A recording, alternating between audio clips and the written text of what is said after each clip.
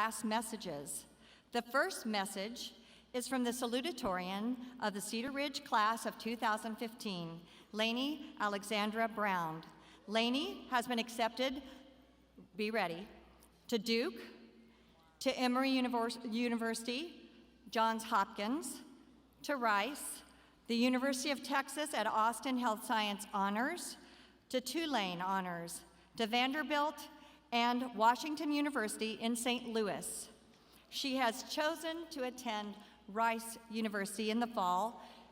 She will be majoring in biochemistry, cell biology, and minoring in neuroscience.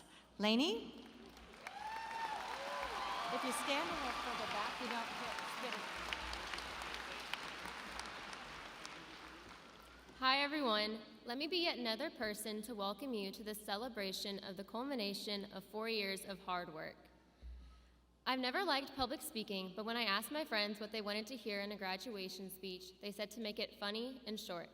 So here goes my attempt at humor. It'll only work if everyone helps me out, so knock knock. Needle. Need a little money for college? Sorry guys, but at least I tried. Those who know me know that I'm not that funny.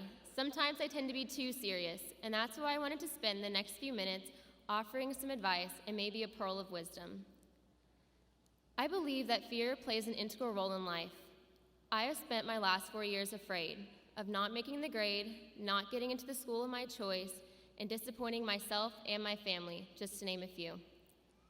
But in these last couple of weeks, I have learned that I'm not alone. I took a survey of 100 seniors and asked just one question: what are you most afraid of? The results were surprising yet unsurprising. I thought it would be important to share these statistics with you.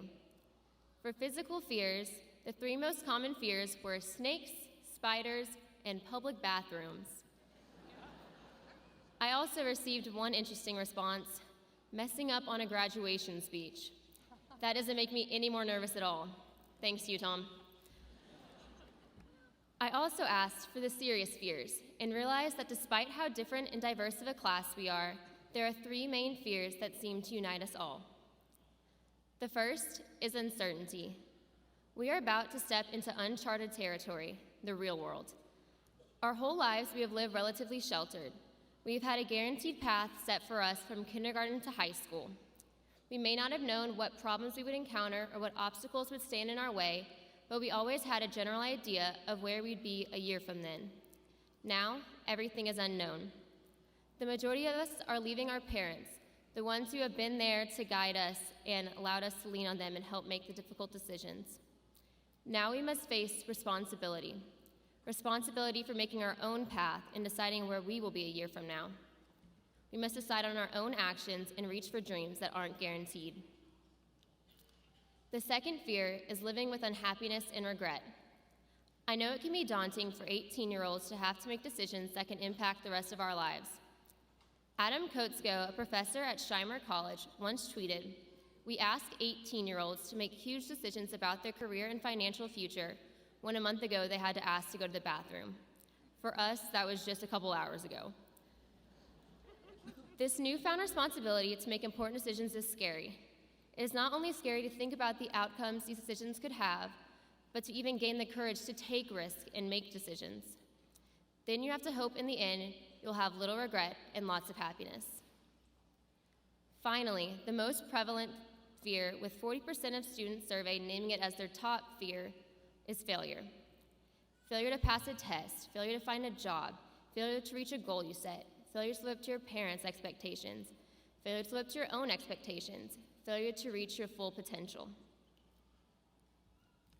With so many decisions to be made and actions to be taken, there are so many opportunities for us to feel like we have failed. Now that I've reminded you of some of your deepest fears, I want to share some words of wisdom that I wish I'd realized sooner.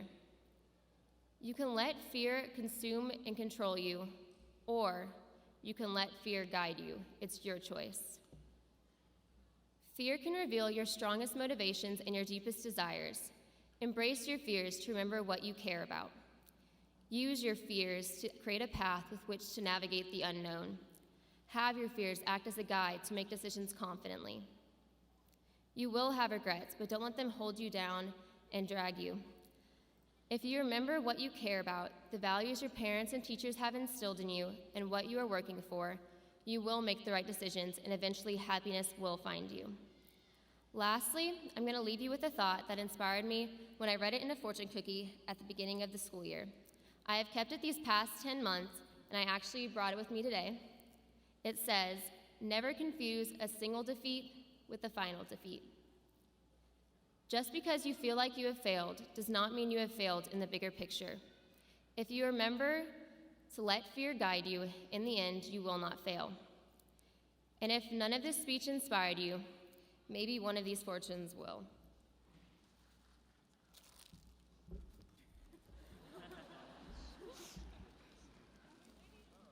Thank you.